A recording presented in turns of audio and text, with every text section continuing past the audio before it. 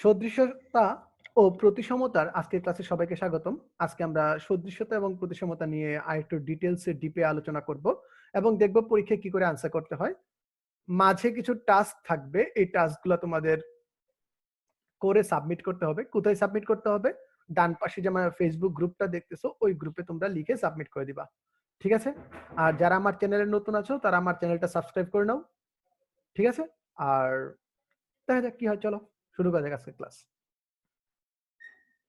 তো প্রথমেই আমরা দেখব সুষম বহুভুজের প্রতিসাম্য রেখা। সুষম বহুভুজের প্রতিসাম্য রেখা, তো সেটা হচ্ছে কি lines of symmetry of regular polygons. সুষম বহুভুজের প্রতিসাম্য রেখা বা lines of symmetry of regular polygons. তো এইখানে আমরা দেখব যে কতগুলো রেখা আছে। গত ক্লাসে আমরা একটা রাফ ধারণা দিছি যে আসলে প্রতিসমতা জিনিসটা কি। তো প্রতিসমতা জিনিসটা একটু বোঝার জন্য তোমাদের একটা রাফ আইডিয়া দিছি, ঠিক আছে? তো এখন আমি তোমাদের শিখাবো যে কি করে পরীক্ষা এগুলো আনসার করতে হয় বা পরীক্ষা কিভাবে রিপ্রেজেন্ট করতে হয়। তো ত্রিভুজ হলো সবচেয়ে কম সংখ্যক রেখাংশ দ্বারা গঠিত বহুভুজ। খুব সুন্দর একটা এমসিকিউ পরীক্ষাতে আসে। আমাদের যে ত্রিভুজ আছে সেটা হচ্ছে সবচেয়ে কম সংখ্যক বাহু দ্বারা গঠিত বহুভুজ। তো আমরা সবাই জানি বিষয়টা, বাট এইভাবে পড়ি নাই। তো পরীক্ষায় যদি আসে যে কম সংখ্যক বাহু বিশিষ্ট বহুভুজ কোনটি, তখন তোমরা কিন্তু কনফিউজড হয়ে যাও। দেন সুষম বাহুভুজের অনেকগুলো বাহুর পাশাপাশি অনেক প্রতিসাম্য রেখা আছে। যেমন সুষম বহুভুজ বলতে কি বুঝো? স্যার, সুষম বহুভুজ মানে হচ্ছে যে কোণ এবং কি বলে কোণ এবং বাহুগুলো সমান, প্রত্যেকটা বাহু সমান। তো যেমন ধরো এটা আমাদের সুষম একটা বাহু আছে, সুষম সমবাহু ত্রিভুজ। এটা হচ্ছে সমবাহু ত্রিভুজ, তার সবগুলা বাহু সমান এবং সবগুলা কোণ আমরা জানি কত বলো তো বাচ্চারা? সবগুলা কোণ আমরা জানি 60 ডিগ্রি। তো এর বাহু কয়টা? 3টা। এবং দেখো ঠিক সেম লাইন দেয়া আছে, এখানে লাইন ওয়াইজ দেয়া আছে, লাইনগুলা দেয়া আছে। এই লাইন অনুযায়ী তুমি যদি দেখো বলতো যে সুষম বহুভুজ যেটা আছে, সুষম কি বলে সমবাহু ত্রিভুজ যে আছে, এর প্রতিসাম্য রেখা কয়টা? একে আমরা কতভাবে ভাঁজ করতে পারি? স্যার 1 নাম্বার রেখা বরাবর আমি ওকে ভাঁজ করতে পারি। স্যার 2 নাম্বার রেখা বরাবর ভাঁজ করতে পারি। স্যার 3 নাম্বার রেখা বরাবর আমরা ভাঁজ করতে পারি। ওয়াও, কত সুন্দর না? এই দেখো 1 নাম্বার রেখা বরাবর যদি ভাঁজ করি তখন হুবহু মিলবে। 2 নাম্বার রেখা বরাবর যদি ভাঁজ করি হুবহু মিলবে এবং 3 নাম্বার রেখা বরাবর যদি ভাঁজ করি হুবহু মিলবে। ফাইন। এখন আসো বর্গক্ষেত্রে। বর্গক্ষেত্রে 4টা। তো তুমি যদি কর্ণ বরাবর ভাঁজ করো মিলবে এবং বাহু বরাবর ভাঁজ করো, বাহুর মাঝ বরাবর ভাঁজ করো তারপরও মিলবে। তার মানে এর প্রতিসাম্য রেখা কয়টা? এর 3টা, এর 4টা। পঞ্চভুজের ক্ষেত্রে দেখো তো, পঞ্চভুজের ক্ষেত্রে প্রতিসাম্য রেখা কয়টা?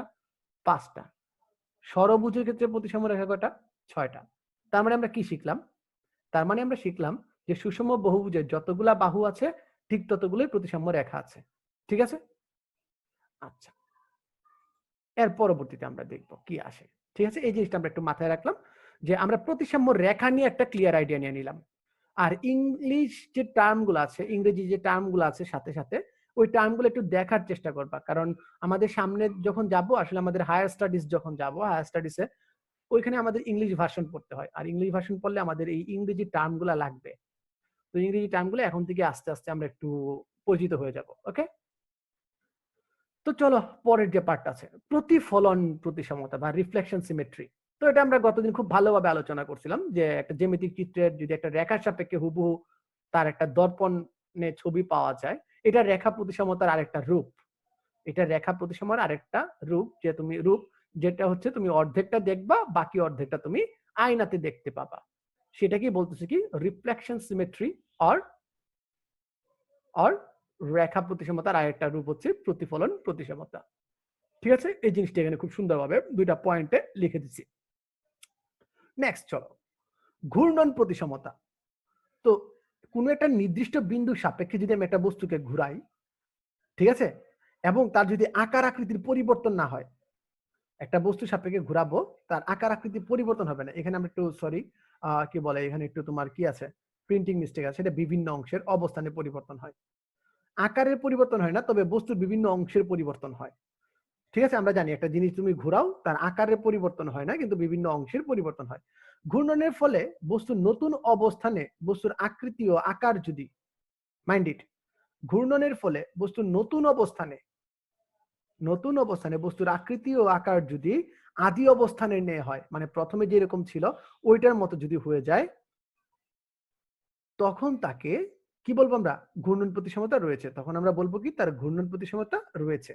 যে বিন্দুর সাপেক্ষে ঘুরে তাকে কি বলে বলতো? যে বিন্দুর সাপেক্ষে ঘুরে তাকে বলা হয় ঘূর্ণন কেন্দ্র। যে বিন্দুর সাপেক্ষে ঘুরতেছে তাকে বলতেছে কি? ঘূর্ণন কেন্দ্র। আর ঘূর্ণনের সময় যে কোণে ঘুরে তা হলো ঘূর্ণন কোণ। মানে কত ডিগ্রি পর পর সে ঘুরতেছে তাকে বলে কি? ঘূর্ণন কোণ। একবার পূর্ণ ঘূর্ণনের পরিমাণ হচ্ছে 360 ডিগ্রি এবং অর্ধ ঘূর্ণনের পরিমাণ কত? 180 ডিগ্রি। অর্ধেকটা যদি ঘুরে তাহলে 180 ডিগ্রি। এই কি নোটগুলো একটু দেখো, আমরা বেশ কিছু উদাহরণের মাধ্যমে এই ঘূর্ণন প্রতিসমতাটা দেখার চেষ্টা করব। যেমন আমাদের একটা সাইকেল আছে, ঠিক আছে? এই সাইকেলের তুমি আপাতত এই যে এই পয়েন্টটা শুধুমাত্র দেখানোর জন্য আমি তোমাকে বুঝাইলাম টিউবের অবস্থানটা শুধুমাত্র যেটা দেখতেছো এটা শুধুমাত্র দেখানোর জন্য তোমাদের দেখাইছি, এটা দেখবা না। এই সাইকেলে কয়টা শিক আছে বা কয়টা রড আছে যেটাতে আমরা করি? একটা, দুইটা, তিনটা। এখন আমরা এটাকে এমন ভাবে ঘুরাবো যাতে শিকের অবস্থান, যদিও বৃত্ত, তোমরা কিন্তু এটা বৃত্তের সাথে কনফিউজ করলে হবে না। বৃত্তর সাথে যদি তুমি কনফিউজ করো তাহলে কিন্তু হবে না। কেন বলো তো? কারণ হচ্ছে যে এখানে খেয়াল রাখতে হবে তোমার এটা বৃত্ত না, এটা চাকা। চাকার ভিতর শুধুমাত্র গোলাকার ক্ষেত্রটা নিয়ে সবকিছু গঠিত না, এছাড়াও অনেকগুলা জিনিসপত্র আছে এর ভিতর। যেমন শিকের অবস্থান আছে বা বিভিন্ন অবস্থান আছে, তার আকার আকৃতি। তার মানে আমরা বলতে পারি এটা আমাদের ঘূর্ণন কেন্দ্র, এর সাপেক্ষে আমরা ঘুরতেছি, এটা আমাদের ঘূর্ণন কেন্দ্র। আর এটা হচ্ছে আমাদের টিউব। আমরা সাইকেল যদি দেখি একটা টিউব থাকে, এই টিউবটা যদি শুধুমাত্র আমরা মার্ক পয়েন্ট হিসেবে নিলাম, মার্ক করার জন্য নিলাম, আমরা এটা ইউজ করব না। টিউবের চিন্তাটা আমরা বাদ দিব, ধরে নিব টিউব নাই, শুধুমাত্র বুঝার জন্য সে যে 90 ডিগ্রি ঘুরছে তার জন্য আমরা টিউবটা দেখাইতেছি, ঠিক আছে? তো আমি যদি একে একবার ঘুরাই তাহলে দেখো 90 ডিগ্রি ঘুরালে সেই অবস্থানে আসছে, ঠিক আছে? তাকে আরো 90 ডিগ্রি ঘুরাও, সেই অবস্থানে আসছে। তাকে আরো 90 ডিগ্রি ঘুরাও, সে এই অবস্থানে গেছে। আরো 90 ডিগ্রি ঘুরাও, সে আগের অবস্থানে ফেরত গেছে। তার মানে সে কতবার তার অবস্থা হুবহু সেম হইতেছিল, টিউব বাদে। টিউব যে পয়েন্ট চিহ্নটা দেওয়া আছে টিউব বাদে। যদি টিউবকে তুমি কাউন্ট করতে চাও তাহলে কিন্তু একবারই মিলিত হবে। টিউবকে যদি তুমি কাউন্ট করো তাহলে কিন্তু একবারই মিলিত হবে, কিন্তু টিউব ছাড়া বাকি কতবার তার চিত্রটা, তার চেহারাটা হুবহু একরকম হয়েছে? তো উত্তর হচ্ছে 4। তার মানে তার ঘূর্ণন প্রতিসমতার মাত্রা কত? যতবার সে আগের অবস্থায় মিলতেছে তাকে বলবো আমরা ঘূর্ণন প্রতিসমতার মাত্রা। তো প্রশ্ন হচ্ছে ঘূর্ণন প্রতিসমতার মাত্রা কত? দেন আমাদের উত্তর কি? ঘূর্ণন প্রতিসমতার মাত্রা হচ্ছে 4। ঘূর্ণন প্রতিসমতার মাত্রা 4। ক্লিয়ার? একদম খুব সুন্দর চিত্রের সাহায্যে আমরা দেখতে পারতেছি। এখানে 4টা চিত্র আছে বা 5টা চিত্র আছে, ঘূর্ণনের যে চিত্রগুলো আছে এর সাথে দেখতে পাইতেছি। এই মাত্রা কত আসতেছে? 4। ওকে, ফাইন।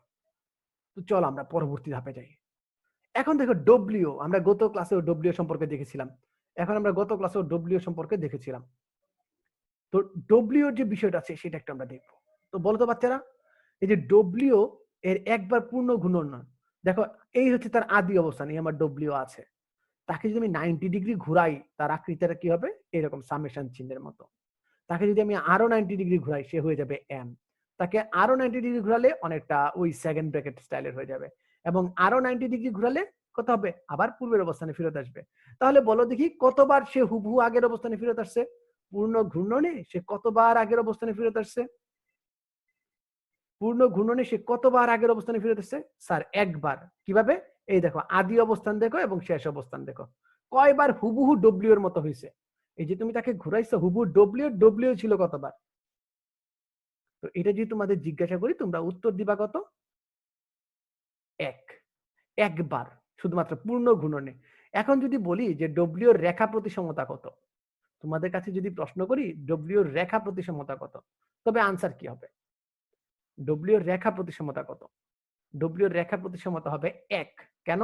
স্যার আমি যদি ডব্লিউ কে এই বরাবর কাটি, এই বরাবর যদি কাটি হুবহু আয়নায় তার রূপটা পাওয়া যাবে। তার মানে ডব্লিউ প্রতিসমতা কত?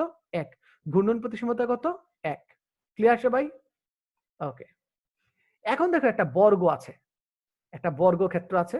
আমি আবারও বলতেছি, এই যে বিন্দুটা দেখতেছো, বিন্দুটা শুধুমাত্র তোমার অবস্থানটা বোঝানোর জন্য। এই বিন্দুর অবস্থান বর্গক্ষেত্রে নাই। যদি বিন্দুর অবস্থান বর্গক্ষেত্রে দেখাই তাহলে ওইরকম ঘূর্ণন প্রতিসমতা, আমরা অ্যাকচুয়াল ঘূর্ণন প্রতিসমতা হুবহু চিত্রটা মিলবে না।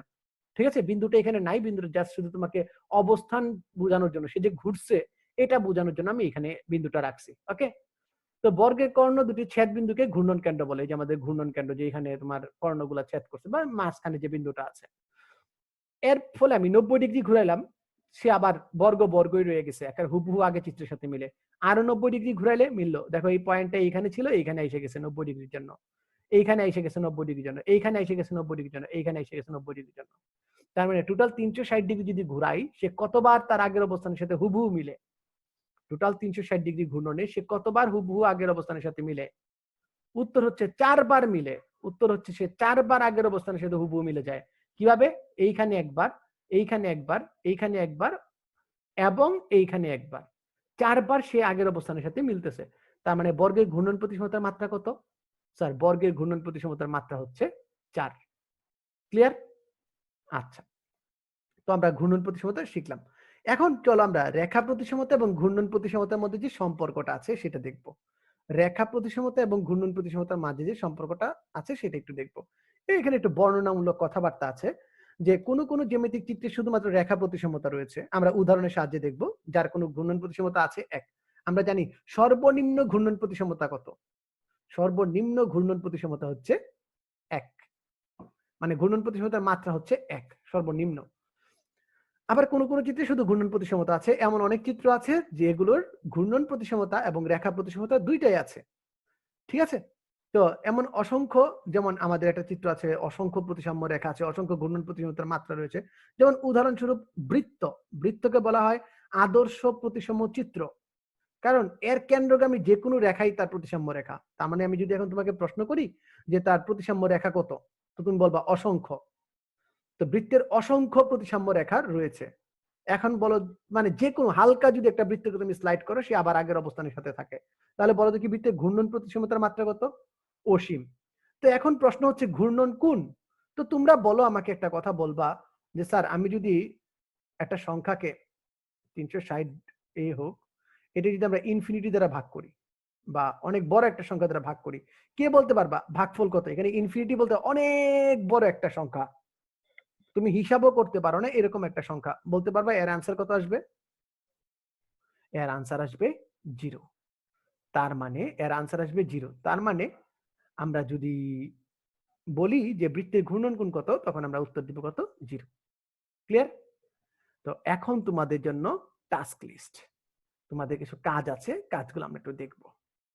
রেডি তো বাচ্চারা? দেখো, প্রথমে একটা চার্ট দিলাম, তো আমি একটা ফিল আপ করে দিব, বাকি তোমরা ফিল আপ করবা। প্রতিসাম্য রেখা কি লিখবা? অসংখ্য, অসংখ্য। ওকে।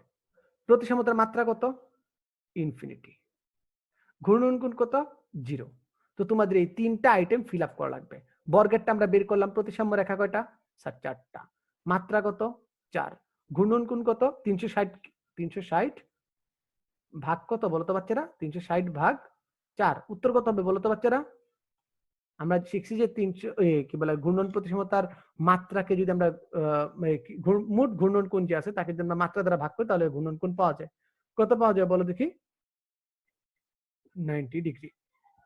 ওকে। সেম হতে আয়ত সমবাহু ত্রিভুজ আমরা বের করে দিচ্ছি, 3টা 3টা 3টা, সরি 3টা 3টা কত হয়? 120 ডিগ্রি হয় লাস্টেরটা, 120। তো এরকম অর্ধবৃত্তের কি হবে? সুষম পঞ্চভুজ কি হবে? ফ্যান 3 পাখা বিশিষ্ট। কেন 3 পাখা বিশিষ্ট? স্যার অনেক ফ্যান আছে 4 পাখা বিশিষ্ট, তখন আনসার গুলো চেঞ্জ আসবে। এরকম পুরো চিত্রটা আগামী দিন তোমরা আমাকে ফিল আপ করে দিবা। পুরা যে বক্সটা আছে, টোটাল বক্সটা আমি আগামী দিন তোমাদের কাছ থেকে চাই। শুধু এইটাই না, আরো একটা বক্স আছে, এখানে আমরা কিছু সংখ্যা নিয়ে কাজ করছি। যেমন আমরা একটু দেখাই, যে তোমরা দেখবা এখান থেকে কোনটা দেখাবো বলো দেখি। ও তো তোমাদের জিরোর মতো কাজ করবে, তো এটা তোমাদের হোমওয়ার্ক থাকবে, টোটাল টাস্ক লিস্ট থাকবে।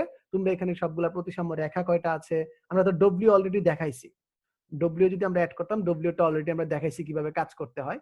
তো বাকিগুলা তোমাদের জন্য হোমওয়ার্ক থাকবে। ওকে, বাকিগুলা তোমাদের জন্য হোমওয়ার্ক থাকবে, তো তোমরা ফুলফিল করে আগামী ক্লাসে আমাকে সাবমিট করবা। ক্লিয়ার? তো কার কার ডাউট আছে বলো তো?